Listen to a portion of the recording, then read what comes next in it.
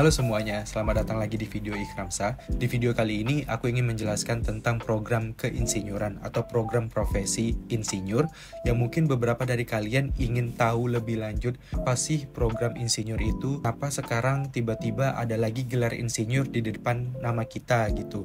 Jadi program studi profesi insinyur ini adalah salah satu program profesi yang mungkin dianjurkan bagi para sarjana teknik yang baru saja tamat ataupun yang sudah punya pengalaman 2 tahun untuk mengambil gelar insinyur di depan nama kita. Output dari program profesi insinyur ini adalah kalian bisa mendapatkan sertifikat kompetensi berupa surat tanda registrasi insinyur atau juga sertifikat gelar insinyur, dan itu bisa dibagi menjadi 3. Kalian bisa dapat IPP, IPM, ataupun juga IPU. Apa sih perbedaan dari IPP, IPM, dan IPU? Mungkin nanti kita akan bahas di video selanjutnya. Tujuan dari diadakannya program profesi keinsinyuran ini adalah untuk membentuk calon engineer supaya bisa berkompetensi di ruang lingkup nasional maupun di kancah internasional sesuai dengan standar dan baku mutu keinsinyuran yang diterapkan. Jika kalian ingin meng-apply program studi profesi insinyur ini, kalian bisa memasukinya dengan 2 jalur pembelajaran. Yang pertama adalah jalur RPL, yang kedua adalah jalur reguler. Nah, yang pertama aku jelasin dulu yang jalur RPL atau rekognisi pembelajaran lampau. Jalur ini adalah dikhususkan bagi orang yang sudah punya pengalaman at least 2 tahun di lapangan pekerjaan setelah dia lulus dari S1 atau sarjana. Lama kuliahnya itu adalah 1 semester untuk yang mengambil jalur RPL ini. Nah, yang kedua adalah jalur reguler. Jalur reguler ini adalah jalur yang diperuntukkan untuk fresh graduate atau yang baru tamat, itu bisa meng-apply program studi profesi insinyur ini dan mengikuti pelajaran selama 2 semester. Nah, jadi bedanya untuk jalur RPL dan jalur reguler, kalau jalur RPL itu untuk orang yang sudah punya pengalaman 2 tahun dan dia belajarnya cuma 1 semester. Nah, kalau jalur reguler itu adalah untuk orang yang baru fresh graduate pun bisa ikut, tapi durasi perkuliahannya adalah 2 semester atau 1 tahun. Tapi lumayan sebentar juga sih itu dua-duanya. Apa sih mata kuliah atau hal yang dipelajari dalam program profesi keinsinyuran ini?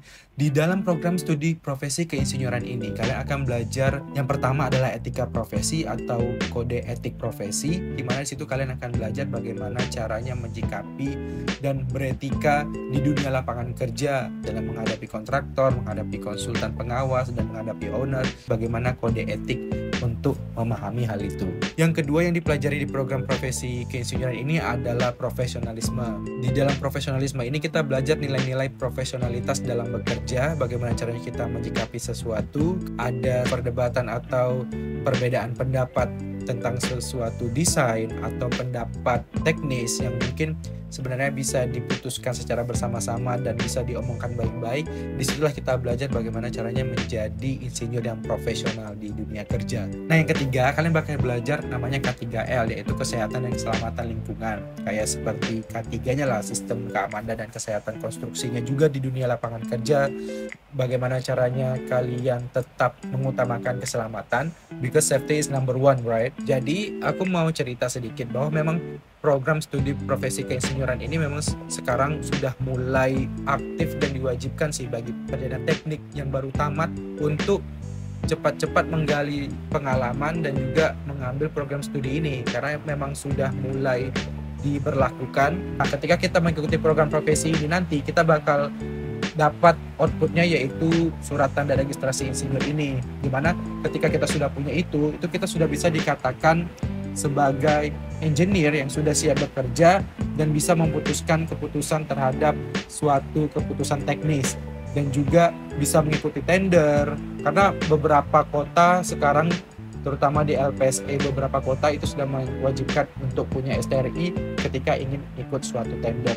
Nah, apa keuntungannya untuk mengikuti program profesi insinyur ini? Mungkin kalau secara teoritis kalian bisa cek di Google lebih lanjut apa sebenarnya keuntungan yang kalian bisa dapatkan ketika kalian mengikuti program profesi keinsinyuran ini. Secara pribadi yang aku tahu, yang akan aku ceritakan ke kalian, yang pertama kalian akan dapat gelar insinyur di depan nama kalian setelah mengikuti program profesi insinyur ini. Nah, di dalam program profesi insinyur ini juga, selain ada dapat gelar di depan nama kalian, kalian juga bakal dapat gelar di belakang kalian untuk penggolongan jenis insinyurnya. Itu yang akan disahkan dan dites langsung oleh Persatuan Insinyur Indonesia atau PII pusat di Jakarta. Untuk mengikuti program studi, misalnya seperti aku ambil jalur RPL kan, kalian bakal mengikuti pelajaran selama 1 semester untuk mendapat gelar insinyur di depan, misalnya IR, IKRAM seperti itu. Nah, tapi untuk di belakangnya seperti IPP, IPM, dan IPU itu kalian harus tes lagi, wawancara langsung ke PII pusat. Dan itu cocoknya berdasarkan pengalaman dan berdasarkan referensi kerja yang sudah kalian input di program pii.go.id kalau nggak salah websitenya.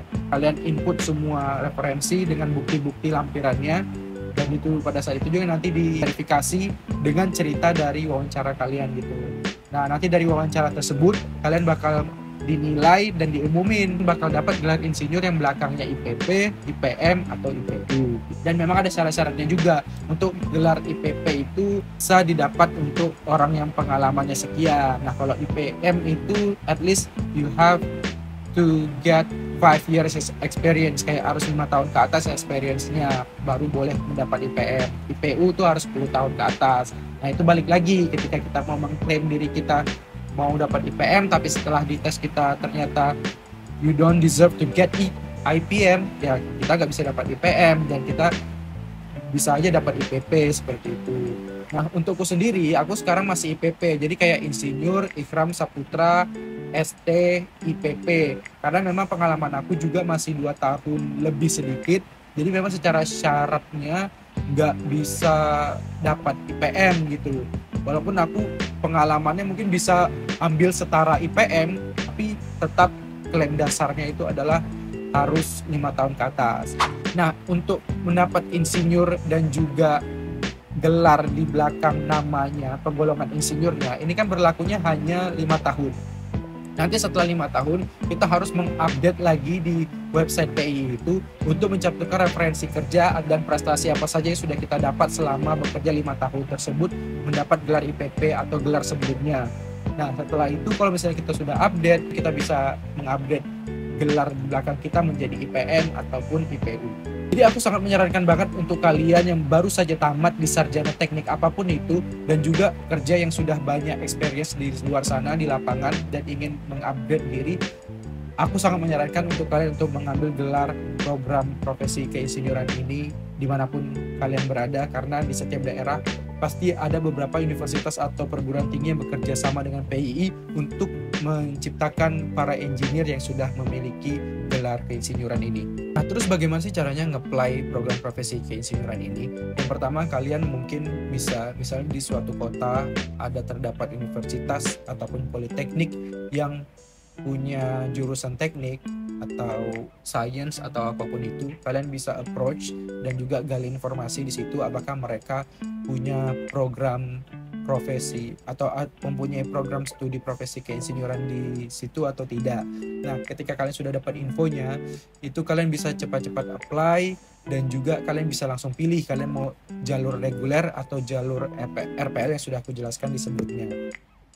Ditanya manfaatnya, mungkin secara pribadi yang aku tahu, ketika kita mendapatkan gelar insinyur ini, kita bisa lebih yakin dan bisa lebih menjadi engineer yang berlisensi gitu untuk mengesahkan sesuatu. Misalnya ada gambar teknis yang perlu approval, kita bakal bisa meng-approve itu atas dasar nomor registrasi STRI kita atau nomor registrasi SIP kita, bahwa kita sudah bisa melegalkan suatu gambar teknis atau perhitungan teknis, RAD teknis yang bisa mencapnya langsung. Kita akan dapat stempel langsung. Kalau misalnya kita mau bentuk atau buat stempel, itu bisa pengesahan langsung dengan gambar kerja. Misalnya kita pengen mengubah gambar, ini menurut analisa struktur teknis saya, ini harusnya memakai shape untuk PT-nya. Nah, itu kita bisa mengesahkan langsung, atau kita mengkoreksi gambar, kita bisa mengesahkan langsung tanpa ada tanda tangan dan persetujuan hal-hal lainnya, karena kita sudah berlisensi insinyur.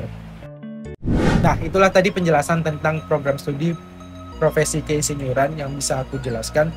Yang bagi kalian yang masih penasaran dan juga pengen tahu sebenarnya apa aja sih yang dipelajari, apa aja manfaat dari gelar insinyur ini. Semoga informasi yang aku sampaikan tadi bisa bermanfaat untuk kalian dan bisa memberikan penerangan untuk kalian supaya lebih yakin mengambil program studi keinsinyuran ini. Thank you so much for watching this video. I hope you guys like it. Don't forget to subscribe into this channel and also like to this video and comment anything you like. Kalian ingin tanya apa saja itu, apakah kayak perbedaan IPA, IPU, IPM, IPP, atau bagaimana cara registrasi lebih lengkapnya, kalian bisa DM aku di Instagram atau bisa komen aja langsung di video ini dan aku akan coba untuk menjelaskannya langsung di kolom komentar di bawah ini. Terima kasih yang sudah menonton video ini. Semoga video ini bermanfaat. Sampai jumpa, salam keinsinyuran dan tetap menjadi orang yang profesional dalam bekerja. Sehat selalu dan sukses selalu. Bye bye.